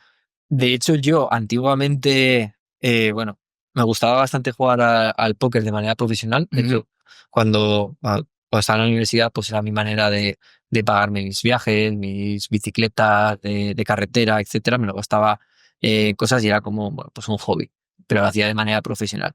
Y teníamos un grupo de estudio, éramos 4 personas. Pues una de ellas, no sé si era en 2012 o 2011 o 2010, de repente me estaba hablando de una criptomoneda que era Bitcoin, que había llegado a $1 y que no sabía si venderla o no. Y yo me acuerdo por esa época decía, este loco, yo no sé de dónde coño ha sacado esta criptomoneda o este dinero virtual. Y él lo había seguido en foros o algo así, ni siquiera YouTube era una plataforma para la comunicación. Y luego al cabo de los años dije, joder, macho, este tío espero que haya aguantado todos los bitcoins Entonces, que tenía, ya ves. que era una persona normal. Y claro, dije, joder, lo tuve cerca de mí, Y no, poder bueno, invertir. esa época Ya también era normal, o sea, no, era como... exacto. Pero bueno, volviendo al tema Sí. de la inversión en Bitcoin, el problema máximo que tengo es que yo invierto en base a valoraciones. Yo sé cuánto vale Alantra, yo sé cuánto vale ERCAP, yo sé cuánto vale Pax, o creo, que luego me equivocaré seguramente, pero bueno, más o menos puedo decir que vale esta franja. Y tú puedes estar más o menos de acuerdo. Sí, pero totalmente. si Al menos, claro, al fin y al cabo, tú lo que mides es descontar esos flujos de caja. Sabes que dentro de 10 años, pues más o menos, pues, la empresa va a ganar, me invento, 1.000 millones, lo descuentas a presente y dices, bueno, pues más o menos con las acciones que tengo ahora en circulación, llego a esta valoración. Pero con Bitcoin, si no tienes flujos de caja, y lo que puedes llegar a medir quizás es pues, el coste de extracción, ¿no? Cada vez cuesta más extraer ese Bitcoin. Bueno, también te vas en la valoración con qué lo comparas con el oro. Pero claro, es una valoración que no es tan, pues eso, digamos, analítica como podrías hacer en una empresa en la que tú estás invirtiendo. Entonces, ¿cuál es el precio objetivo de Bitcoin? No lo sé. El precio del oro tampoco lo sé. Es básicamente lo que alguien esté dispuesto a pagar por él. Entonces, a mí, ese tipo de estrategia de inversión pues no está hecho para mi manera de invertir, ¿vale? Okay. Luego también hay ciertas cosas que me preocupan, ¿no? ¿Para qué todo el mundo y todos los estados van a adoptar Bitcoin si Bitcoin fue creado para justo salirte de ese sistema? No lo entiendo muy bien. No entiendo cómo un país como Estados Unidos con tanta deuda dice, oye, la deuda en US dólares que quiebre y meto yo todo mi dinero en Bitcoin y todo va en torno a Bitcoin. Me parece que no tiene sentido, al menos para los países. Y luego también, yo cuando invierto en una empresa, me gusta saber quién es el dueño máximo accionista de Eso que te voy a preguntar ahora. empresa. ¿Qué te parece ¿Quiénes ese son los anonimato, no? Me preocuparía muchísimo saber que el máximo accionista de Bitcoin no sé quién es. Claro. No sé cuáles son sus intereses. Que mañana podría vender y bueno, veríamos qué pasaría en el precio. Exacto, cosa que pues bueno, en el oro no te pasa tanto. Está bastante más diversificado. Y luego también, ¿qué pasaría si toda la red de Bitcoin, Dios no lo quiera, se hackea? Que a día de hoy parece improbable. Pero es bueno, algo... puede haber una probabilidad de... Es una probabilidad que el oro no lo tiene. Entonces, a mí hay muchas preguntas que no tengo respuesta. Una cosa, yo cuando no invierto no quiere decir que esté en contra o esté short o no lo crea. Al fin y al cabo... Yo soy agnóstico a muchas cosas. Yo, entre ellas, una de las cuales soy agnóstico es Bitcoin, pero porque me surgen muchas preguntas y no tengo respuesta. Claro. Sí, no tiene nada que ver. Una cosa es que seas contrario, otra cosa es que no encaje en tu filosofía de inversión. Y dentro de lo que cabe, toda lo que hay detrás de Bitcoin, de la manera de pensar frente a la inflación, etcétera, me encanta. De hecho, yo creo que es uno de los problemas del siglo XXI y del siglo XX que hemos tenido, del impuesto que es la inflación, y la manera de decir, oye, no estoy de acuerdo con este sistema, voy a crear mi propio sistema, que es Bitcoin. A mí eso me encanta, pero el sistema en sí me genera también muchas dudas.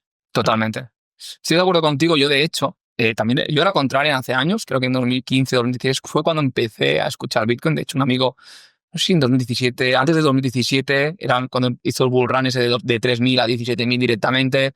Yo era muy contraria. Decía, esto es especulativo, es una burbuja. Obviamente, en ese momento fue una burbuja, porque de 17 se bajó otra vez a 3 y demás.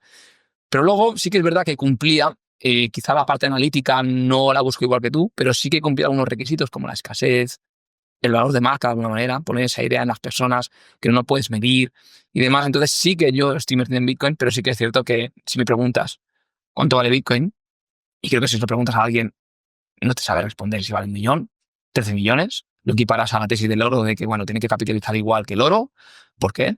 Es reserva de valor, se va a convertir en reserva de valor. Hay muchas preguntas que a día de hoy, pues, realmente, pues no, ni yo, ni creo ni nadie te puede llegar a responder, y al fin y al cabo es un activo más que más o menos especulativo y que cada uno, yo creo que al fin y al cabo o decide invertir o no, y qué porcentaje quiere invertir en su cartera con su tolerancia a riesgo. Totalmente. Y un último tema que a mí también me preocupa es que no me siento identificado con la mayoría de inversores de Bitcoin. Creo que muchos de ellos son especulativos, decir, oye, compro esto porque porque sé que va a subir, no por el tema de que hay detrás oye, de protegerte contra la inflación y un poco toda la complejidad que tiene Bitcoin. Hay mucha gente que simplemente está persiguiendo precio.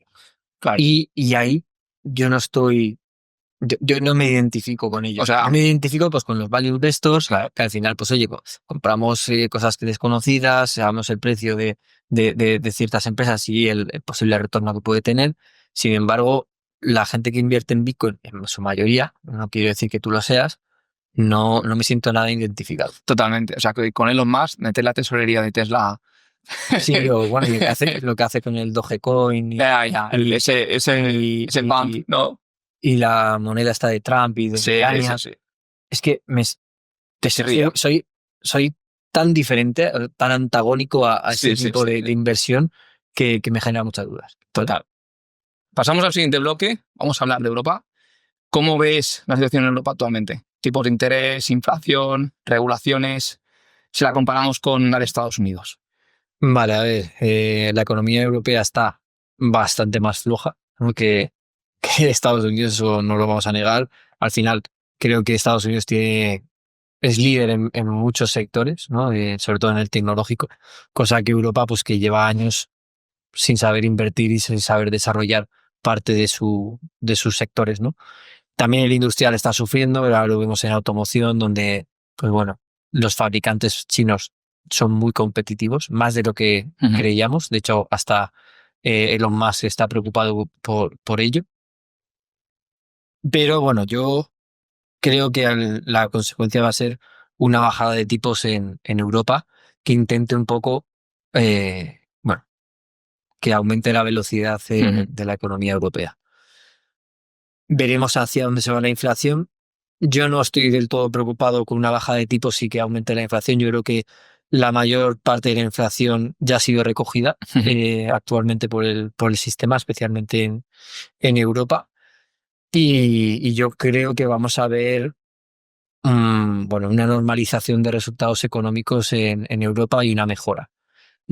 Seguramente no a niveles previos de poder adquisitivo previos al COVID. Creo que el COVID no nos ha favorecido en absoluto como continente, pero sí que vamos a ver cierta normalización. Eso va a hacer que mejoren pues toda la parte de consumo en Europa, que ha estado bastante floja, ¿no? Y la gente tiene menos donde gastar y al final pues Claro. eso sufre, ¿no? El consumo. Si nos vamos directamente a Estados Unidos, estas recientes medidas de Trump, aranceles y demás, aparte de que probablemente afecte bastante a Europa, que es lo que ha dicho, ¿lo ves como una arma de negociación? Yo creo que es un bluff, sinceramente. Yo creo que no tiene pies ni cabeza. Yo creo que al que más le va a afectar esto va a ser a Estados Unidos, porque Estados Unidos depende del resto de continentes. Ellos no pueden ser autosuficientes, necesitan a Canadá, necesitan a México. Y yo creo que lo de Trump es un poco populista. De hecho, ayer pausó durante 30 días los aranceles a Canadá y a México. Y yo creo que es un tiro en el pie. Yo creo que muchas veces Trump con eso ha sido muy bluff, ha estado muy en contra de China. Sin embargo, los aranceles cuando Trump ha estado gobernando no han sido demasiados comparado con lo que ha hecho Biden y anteriormente. Entonces, en ese aspecto yo no estoy tan preocupado. Sí que estoy preocupado con la política internacional, que yo creo que cada vez hay más fragmentación. Creo que Europa va a ir cada vez más por su lado, cosa que es bueno. Yo creo que ha sido siempre mucho el perrito faldero de Estados Unidos, y le va a venir bien ser un poco más independiente y hacer un poco de autocrítica.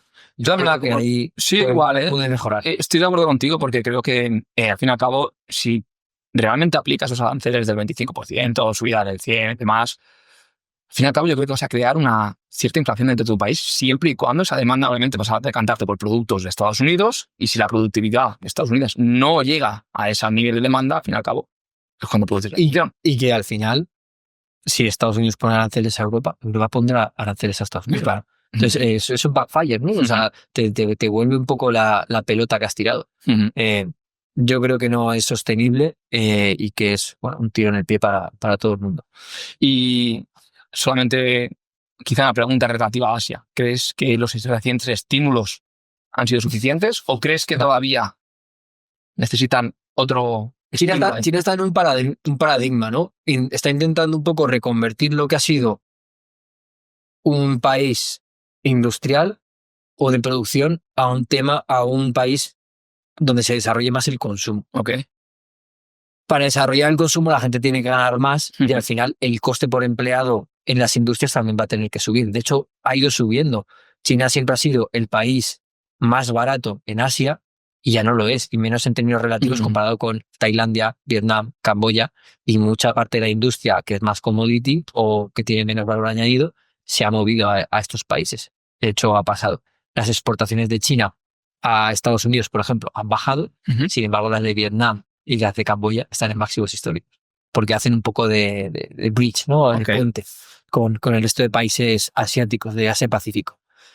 Entonces, ¿qué es lo que está intentando ahora China? Pues un poco dar estímulos a la gente para que empiece a consumir. Okay. Muchas familias lo que están haciendo es cada vez ahorrar más dinero porque ven que la economía no está del todo tirando, no está tan boyante como hace 10 años y están preocupados o tienen miedo. ¿Qué hace estas familias chinas que son muy conservadoras? Ahorrar dinero. No están consumiendo tanto como antes y lo único que está intentando hacer el gobierno chino es que dejen de ahorrar y consuman, ¿no? Está costando poco a poco. También es interesante el tema de la burbuja de real estate que poco a poco se va digiriendo. Es una burbuja que el propio gobierno ha querido que estalle, pero lo está intentando hacer de manera ordenada y normalizada. Okay. Entonces, yo creo que va a costar 2, 3, 4 años en que se vaya normalizando, pero es una noticia muy buena para el país de cara a largo plazo, porque era, yo creo que algo que era insostenible, el tema del real estate en China, ¿no? Súper interesante, porque la verdad creo que nos llega muy poco. Muy poca, sobre todo yo intento indagar y demás, pero es que realmente muy poca gente habla de China y que conozca esa situación, yo realmente me cuesta indagar. Tengo que hacer preguntas a gente que realmente o tiene posiciones, pero es que cuesta indagar realmente cómo realmente se vive en China y esa ayuda que has mencionado e intentar incentivar ese consumo de las personas, realmente no oigo casi nada. Yo tengo 3 maneras de llegar a esa información. Uno es como tú, indagando, leyendo periódicos pues, de Hong Kong, de Asia Pacífico, de Vietnam y tal. Otro es con una red de contactos, lo que hemos hablado del networking en Alantra. Estoy metido en grupos privados de hedge funds chinos y hongkoneses. Qué bueno. En WhatsApp, en Telegram y tal. Y eso me sirve a mí como contacto un poco para ver la temperatura.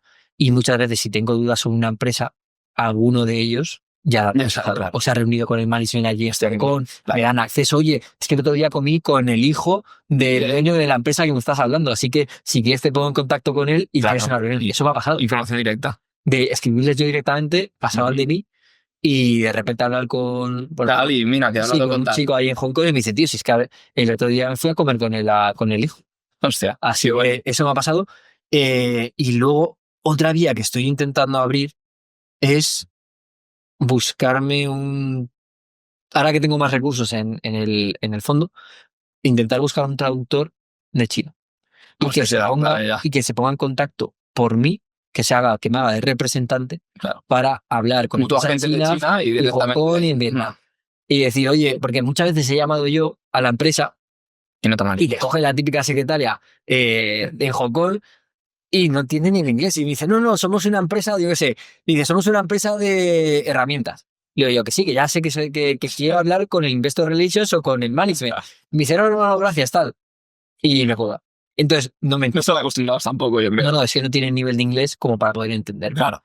Entonces, lo que yo estoy intentando buscar ahora es encontrar una persona que sepa chino mandarín y ya.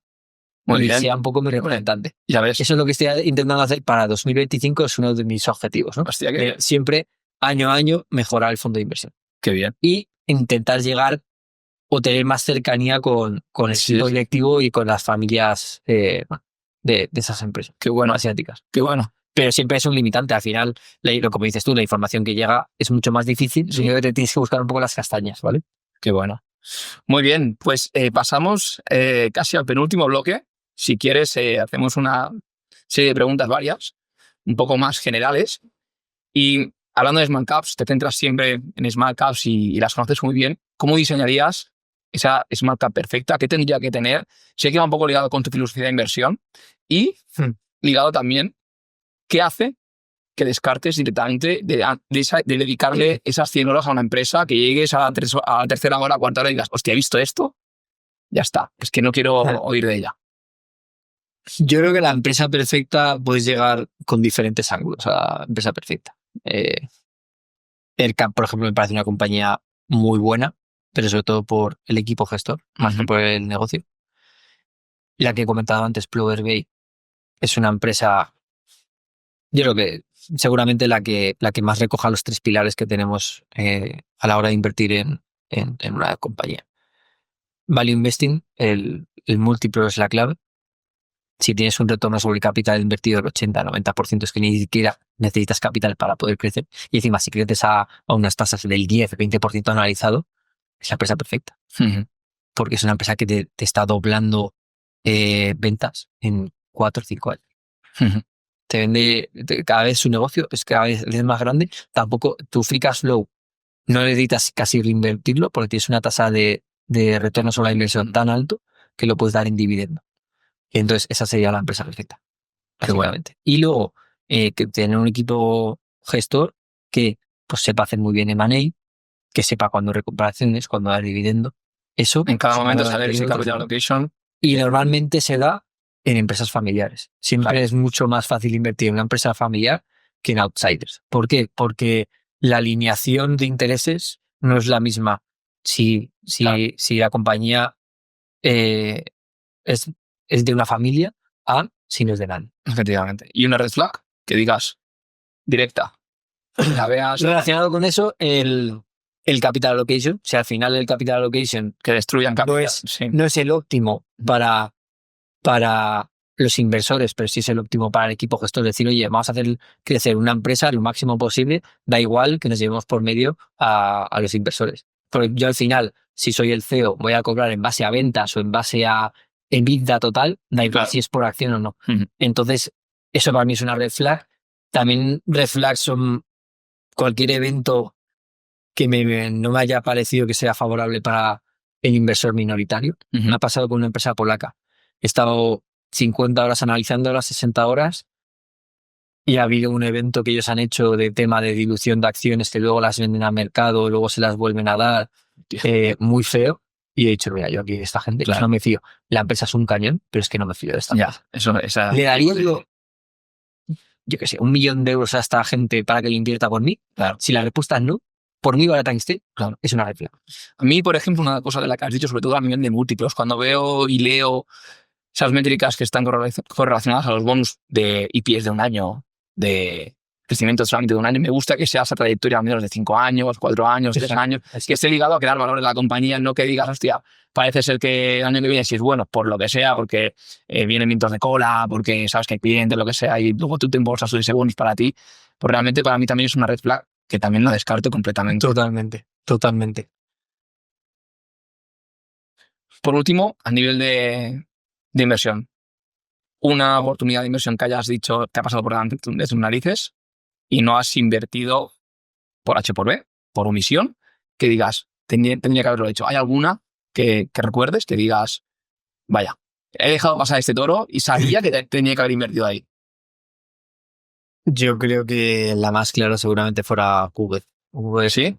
En 2018, antes de que estuviera tan de moda la tecnología, yo estaba muy bullish con la tecnología, pero muy a largo plazo, porque al final la mayor incertidumbre que tienen las tecnológicas es hasta cuándo pueden crecer, cuál es su TAM, cuál es su addressable market.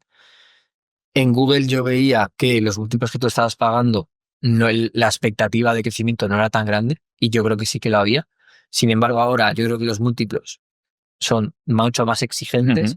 La empresa ya es mucho más grande y no sé si puede crecer todavía más. Claro. Todavía más. Para que no sepa, el TAM es cuando una compañía está vendiendo un producto o un servicio, cuál es el mercado total al que va a vender ese producto o servicio. Estamos hablando de 1 trillón, del sector de automoción, pues cuál es el mercado de coches que existe en el mundo, y si es una empresa europea, pues cuál es el sector o digamos ese mercado a que se está dirigiendo.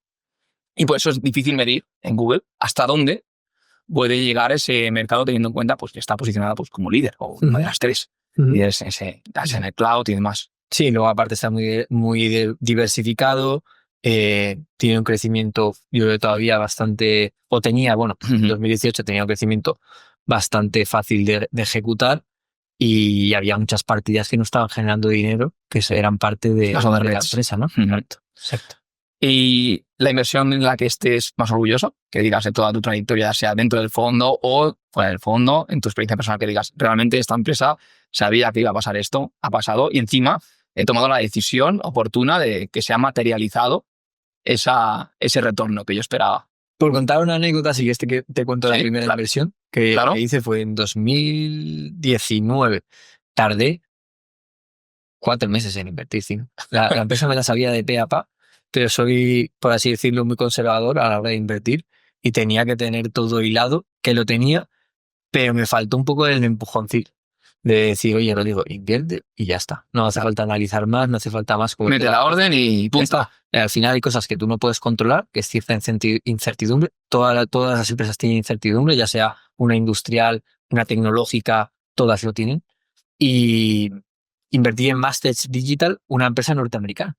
De hecho, no la conozco. Bueno, pues da servicios de informática, pero utilizando consultores de la India. Entonces, esos consultores de la India, muchos de ellos viajan a Estados Unidos con una visa, están allí trabajando durante un año y luego se vuelven o van a otra empresa, ¿no? Entonces son visas temporales, ¿vale? Esta empresa estaba cotizando a 5 o 6 veces beneficio, había tenido un M&A bastante grande en los últimos 2 años que le había costado integrar y había hecho un poco mermado el margen, pero estaba recuperándolo. Y era una empresa que crecía a 10-15% anualizado en ventas. Es decir, crecimiento orgánico, retorno sobre el capital invertido, el ROE yo creo que era en torno al 20%, 15-20%. Ventas creciendo a un 10-15% y encima comprándotela a 5 o 6 veces beneficio, con caja neta. Pues invertí, me acuerdo que en septiembre me costó, no sé, bueno, yo metí todo mi dinero, ¿vale? Sí. Que tampoco era mucho. Sí. En aquella época había empezado justo a trabajar en Noruega y al cabo de unos meses, tío, pues se fue a 12, 15 y llegó hasta 27, pero yo vendí bastante antes, creo que la última atacada la vendí a 18. Hostia, qué bien. Y fue yo creo que me quitó mucho el miedo a invertir, porque yo era muy conservador. De hecho, las primeras inversiones que hice con mi cartera personal siempre eran empresas con caja neta. De NetNet, ahí no voy a perder dinero. De NetNet y un dividendo del 8%. Decía, oye, aquí ya podemos... Exacto. Era un cagueta, o sea, era un catenacho de liga italiana de 5 defensas, tío. Y has dicho algo, de Noruega hemos hablado de tu experiencia, así brevemente, nada, en 1 o 2 minutos para alguien que quiera saber algo del país. ¿Recomendarías a alguien? ¿Tenéis esa experiencia? Si no... Si algún estudiante me está escuchando, yo le recomendaría 100% irse de Erasmus fuera de España. Uno, porque yo creo que creces como persona y el grado de madurez al que llegas es mucho más rápido que quedándote aquí, porque al final te tienes que buscar las castañas fuera en un país que no es el tuyo, donde no hablan tu idioma, donde seguramente muchos de ellos, estos estudiantes, es la primera vez que viven fuera de la casa de sus padres.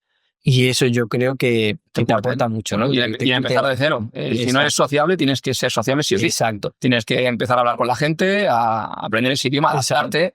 Exacto. Y eso, en un año, yo creo que maduras lo que maduras en 3 o 5. Sí, lo confirmo, también me ha pasado. Yo ha sido por experiencia laboral, pero sí que es cierto que empezar de cero es algo difícil. Y luego que hay vida más allá de España. Hay maneras de vivir diferentes que no son ni mejores ni peores. Hay culturas que son diferentes que no son ni mejores ni peores. Y tú al final tienes tu manera de ser y puedes aprender de cualquier cultura. Total. Entonces a mí eso me abrió mucho la cabeza. Y luego en Noruega, en la universidad donde yo estaba, el 90% de la gente que iba ahí era internacional. De gente de Pakistán, de la India, de Chile, de México. Y a mí eso me nutría culturalmente muchísimo. Luego los profesores también eran internacionales, era como vivir en una película americana, tío. Total. Gente de todo el mundo, Bueno, y aparte también que muchos recursos en la universidad. y marcas la diferencia de cuando vienes aquí a España. Si realmente Sí, cuando vienes a buscar trabajo o incluso quieres claro, contactar a con tú, mí me pasó que yo salí de la escuela y el colegio con un nivel de inglés bastante alto, llegué a la universidad pública, estuve 5 años sin practicar el inglés y luego fue irme de Erasmus fuera, que decía, joder, qué oxidado tengo, se me había olvidado todo. todo nos ha pasado. Y luego ya al Llego mes, de las manos, al mes, 2 meses espabilé. Sí. Pero al final entrar en la dinámica española de solo español, solo español, solo español, es muy mala. Es muy mala, la verdad. Entonces, bueno, en Noruega me hizo ver un poco que al final, pues, pueden convivir, pues, por ejemplo, el noruego con el inglés. Claro, ellos ven las películas en inglés. Sí, sí, no como aquí. No cambian el idioma, ¿sabes? Sí. Entonces, Qué bueno. Y en ese aspecto, la verdad que aprendí muchísimo. También tema laboral, las condiciones, la forma que tiende a tratar la gente al empleado.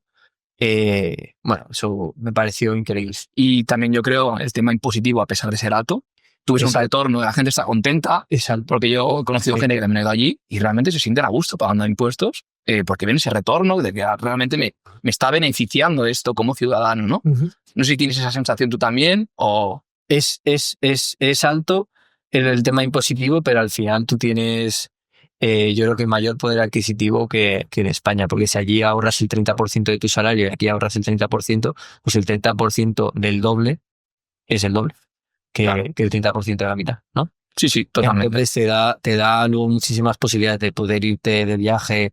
Yo me acuerdo que volví aquí a España y me parecía todo muy barato. Pagar una cerveza por 2-3 euros comparado con allí 9. Decía, güey, eso está aquí prácticamente gratis, tío.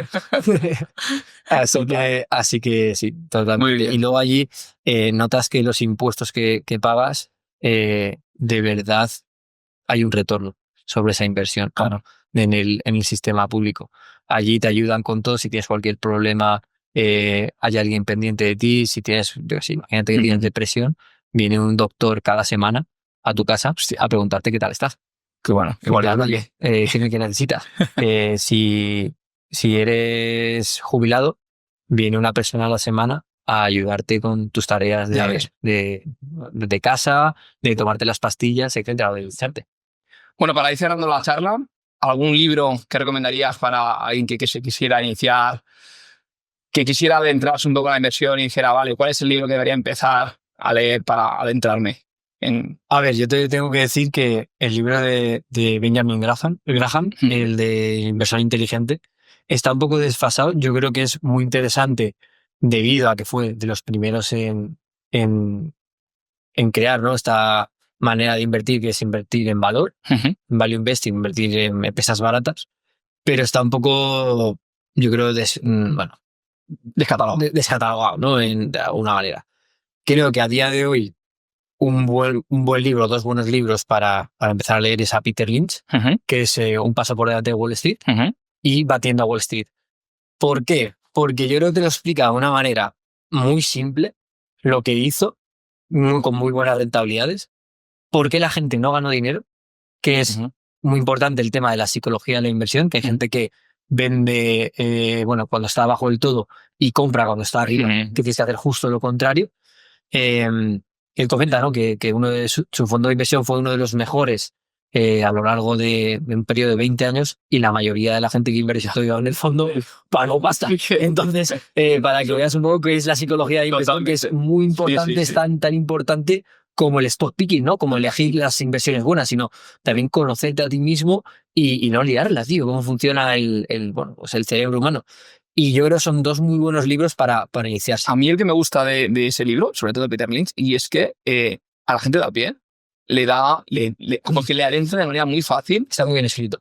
Para poder estar en la tienda, ¿vale? ¿Qué es lo que habría que invertir? Mira, estás comprando Gillette. Pues, ¿tiene sentido o no invertir en Gillette? Es como, sí, y yo creo que eso es la clave. Adentra a un público totalmente que es muy, muy novato en la inversión y que digo, o sea, que realmente puedo ser yo el que me dé cuenta de que esto puede ser una oportunidad de inversión porque lo tengo en mi día a día, ¿no? Total. Creo que eso es la clave de ese libro, al menos para mí. Totalmente. Y luego, más avanzado, que a mí me haya influenciado mucho, es el libro de Valuation de McKinsey. Ok.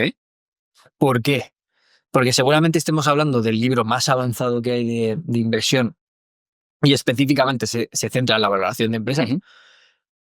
Y junta lo que he estado comentando ahora recientemente, que es el tema de la conexión entre retorno sobre el capital invertido y crecimiento orgánico. Ok. Y los múltiplos. Lo tengo pendiente. ¿Por qué una empresa tiene que cotizar a 30 veces beneficio mientras que otra tiene que cotizar a 10? Claro. Al final, el KPI más importante en una inversión es el múltiplo de salida. Es el que más te cambia si una empresa se compra o se vende. El hecho de técnicamente y conceptualmente y fundamentalmente saber exactamente cómo llegar a ese número es clave. Por lo que me comentas, ¿es un libro práctico? Muy teórico. Por ejemplo, está también uno más simple, bastante más sencillo, pero que también te entra un poco a la valoración, se te Modarán. El pequeño libro de evaluación de empresas. Sí. Es un libro teórico, pero tiene su práctica pequeña. Sí. Vamos a decirle que tampoco te complicas mucho con los cálculos, pero está bien para iniciarte. Para iniciarse. Exactamente. Pero el libro, para todo profesional de la inversión que quieres trabajar en el sector, tienes que estudiar e interiorizar mucho el libro de Valuation, pero el libro de Valuation es un libro que no es para leértelo a las 11 de la noche con la tasa a la cama. Es con ganas. Es más parecido a una certificación del CFA. Hostia, muy bien. Pues lo dejaré también en la descripción de Exacto. Sí. Es impresionante. Y luego eso lo he utilizado yo para poder modelar como lo hago ahora. Sin ese libro no hubiera podido modelar, yo creo, tan bien como lo hago ahora. ¿Crees que incluso algún contenido de este libro está por encima de algún temario de CFA que pueda hacer relativo a la valoración? Si es que existe alguno que sea equiparable. En el tema de la valoración del CFA... Quizás un poco corto. Es muy corto. El CFA es muy generalista, o sea, toca muchísimas patas, pero las explica de manera muy superficial. Okay. El tema de la valoración la explica los diferentes tipos, pero no ahonda demasiado en ellos. ¿Vale? Sin embargo, pues el libro de Valuation es una práctica de esa tan teoría. Okay. Que sigue siendo con ejemplos muy teóricos, pero te hace un poco pensar más allá que simplemente en, oye, a esto le aplico un múltiplo de 15 veces porque el mercado cotiza 15 veces de media, pues esto tiene que cotizar lo mismo, ¿no? Te razona más, oye, cotiza 15 veces porque es un equivalente a un DCF, básicamente, ¿no? Y el DCF ¿de qué depende? Del crecimiento orgánico y del ROIC, de lo que tú necesitas para seguir reinvirtiendo, ¿no? En el negocio y creciendo. Muy bien. Muy bien, y para que ir cerrando totalmente ya la charla, alguien que quiera ponerse en contacto contigo en el caso de que le encaje la filosofía de inversión, que realmente quiera saber algo más de tu fondo, de ti, que decir, vale, quiero de todo lo que me has explicado, realmente me encaja esto, ¿cómo debería contactar? ¿De dónde? La verdad que soy muy accesible, estoy en casi todas las redes sociales, me puede contactar por cualquier lado, sea Twitter, también tenemos canal en YouTube. Ahora, recientemente hemos abierto un canal del fondo en Instagram y en TikTok, donde vamos a subir un poco más contenido, comunicando un poco cómo va el fondo, qué hacemos, etcétera. Y luego si alguien está interesado, oye, tiene cualquier duda sobre el fondo o sobre la inversión, pues me puede contactar por email. Es rvillanova@atitudegestión.com. Perfecto, genial. Pues vamos con las últimas 3 preguntas. ¿Alguna otra? Vamos. Puede ser alguna. Pero alguna puede ser que quizá te cueste contestarla. La primera te diría, si tuvieras que elegir a 3 personas de la comunidad inversora, ¿vale?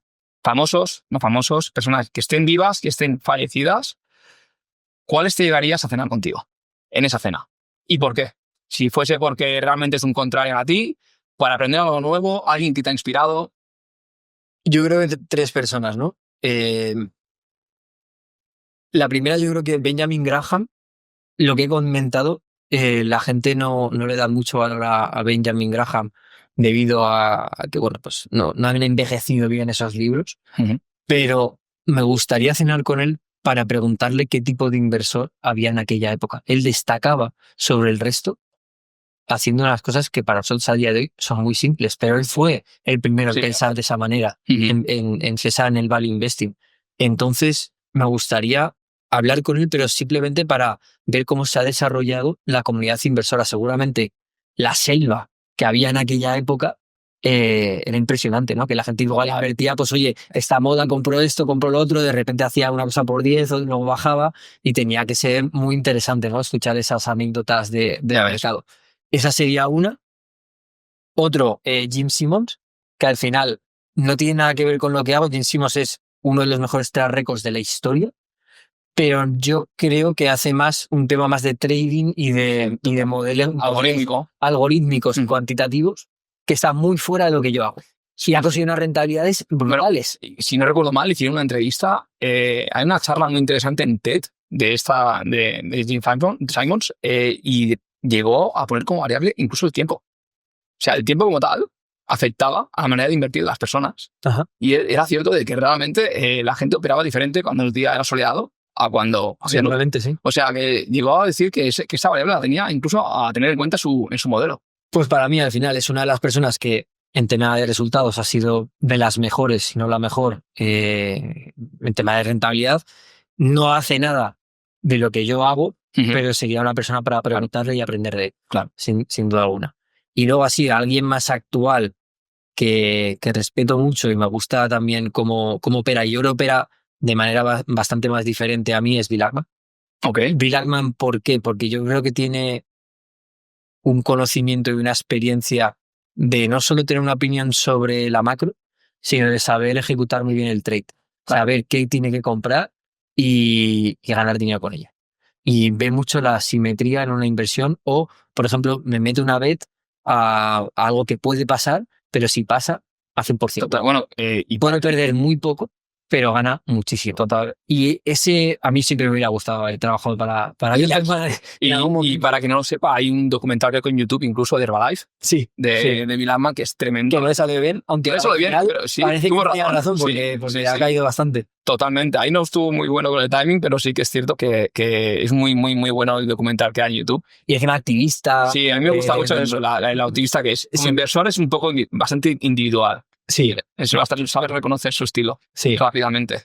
Y al final tiene mucho carisma, tío. Sí. Es una persona que tiene mucho carisma. Bueno, es que incluso en el mismo documental hay algunas escenas que son bastante graciosas, como cuando le venían a hablar directamente a Herbalife, diciéndole que estaba equivocado, dice, que vienes como un toro. Sí, no, como que lo para, dice, tranquilo, que te da una capacitación, ¿sabes? Y es como que, wow, que te habla así alguien como de ese calibre, ves que tiene su carisma que es un poco innato, ¿no? Lo que lleva, así que sí. Sí. Luego, la segunda pregunta sería la apuesta de la década. Tienes que hacer una inversión hoy, y esto no es ninguna recomendación de compra, pero que digas, la compro hoy y sabes que dentro de 10 años, o al menos probabilísticamente, sabes que esto no me puede salir mal. ¿Qué sería? Puede ser cualquier activo. Puede ser también el real estate de España, si quieres. Es que no me gustaría ser un bien queda, pero yo creo que la oportunidad ahora mismo en small caps es increíble. Entonces yo, sinceramente, yo creo que comparte un indexado de small caps en Europa y un indexado de small caps en Asia, es muy difícil no ganar dinero, tío. Claro. Diversificar. Ahora mismo una eficiencia tremenda. Sí, bueno, y además son índices que no han ido bien en los últimos 5 años comparado con el resto. O sea, la ineficiencia se ve, si lo ves tú por price to book, por ejemplo, está en unas franjas muy interesantes, ¿no? Entonces yo creo, al final es que lo primero es comprar barato. Sí. Luego ya, oye, las perspectivas que tiene Europa son peores que la de Norteamérica, 100%. Yo no te estoy diciendo que no. Pero las expectativas que hay puestas entre un precio y el otro me hacen decantarme más por Europa que por Norteamérica. Y lo mismo con Asia. En Asia estamos viendo, o al menos con China, que hay cada vez 2 bloques. El bloque de China, Rusia, hay algunos ahí como la India que juega a 2 bandas, etc. Pero eso no quiere decir que solo pueda ganar uno. O vaya a ganar Norteamérica, o vayan a ganar China, Rusia, etc. Pueden ir cada uno por su lado y generar valor por su cuenta. Entonces yo creo que ahí estamos ante una oportunidad muy buena, porque la demografía en Asia Pacífico es muy buena, porque hay mucho por mejorar, porque hay mucho crecimiento. La gente dice, joder, es que China solo va a crecer este año un 5%. Ojalá creciéramos nosotros un 5%, tío. Ya ves. Que antes crecía un 7%. Se coge el solo como pues sí, pero es que tienes todo ese potencial todavía muy interesante. Y partiendo, partiendo de esas valoraciones. No es lo mismo crecer a un 5 cuando ya estás a un precio bastante más excesivo. Sí, muy bien. Y luego, la última, una reflexión para tu yo de 10 años. Un consejo que le darías. ¿Hace 10 años? Hace 10 años, ¿qué dirías a Rodrigo? Puede ser un consejo financiero o no financiero. ¿Qué le dirías a esa persona que diga, hostia, tienes que haber hecho esto? Yo le diría que sácate la carrera lo más rápido posible y empieza a currar. Para saber qué es lo que te gusta y lo que no te gusta. Genial. Y a partir de ahí, ir con el cuchillo en la boca. Yo creo que tardé demasiado en salir del tema de universidad. ¿Cuánto tardaste? Pues tardé 6 años en la parte del grado y luego 2 en... Pero porque hiciste Erasmus, supongo. Bueno, no, o sea, te convalidaba. Ok, vale. Pero bueno, al final tampoco estaba ahí en el grado que tampoco sabía lo que quería hacer, estaba con 20.000 cosas aparte de la universidad y lo que tenía que haber hecho es, oye, el grado lo más rápido posible y no haber hecho el máster. Porque el máster tampoco creo... Si al final no te vas a dedicar a ser ingeniero, pues no hace falta que te lo saques. Empezar a currar, entrar en una empresa y saber lo que te gusta y lo que no. Creo que es mucho más importante ponerte a trabajar, conocerte a ti mismo y saber si has elegido bien la carrera o no, que seguir estudiando y mejorando para que luego igual no te sirva. Bueno, sé que te va a servir de algo, pero creo que te tienes que exponer más al mercado laboral más pronto. Y yo creo que está súper bien ese consejo porque, de hecho, yo empecé INEF y me puse a hacer ingeniería de minas.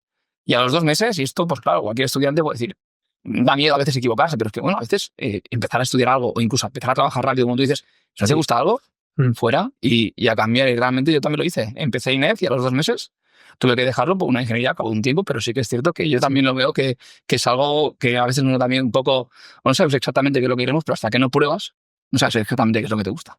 Tal cual. No, y al final, estar trabajando algo que no te motiva, no es bueno ni para ti, ni al final vas a generar valor, ¿no? Totalmente. Yo se lo digo siempre, yo si me tocara la lotería seguiría viniendo aquí a trabajar. Claro, porque es lo que me gusta, ¿sabes? Me gusta mirar la empresa, me gusta generar valor y soy curioso. O sea, soy un tío que me gusta leer sobre empresas y sobre negocios o modelos de negocio.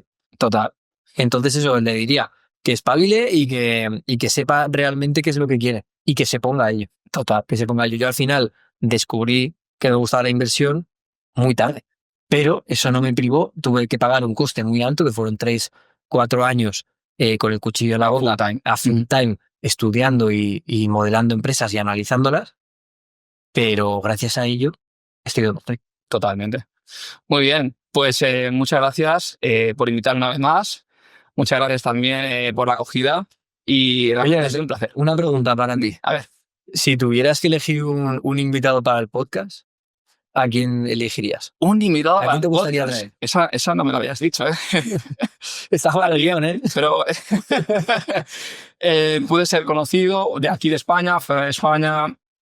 Pues sí, quien tú quieras.